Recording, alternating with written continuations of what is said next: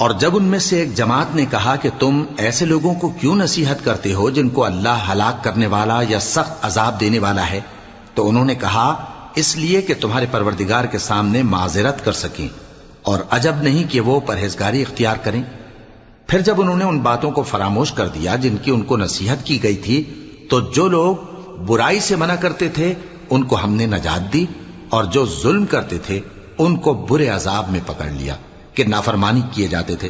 غرض جن اعمال بد سے ان کو منع کیا گیا تھا، جب وہ ان پر اصرار اور سرکشی کرنے لگے تو ہم نے ان کو حکم دیا کہ ذلیل بندر ہو جاؤ۔ اور اس وقت کو یاد کرو جب تمہارے پروردگار نے یہود کو آگاہ کر دیا تھا کہ وہ ان پر قیامت تک ایسے شخص کو مسلط رکھے گا جو ان کو بری بری تکلیفیں دیتا رہے۔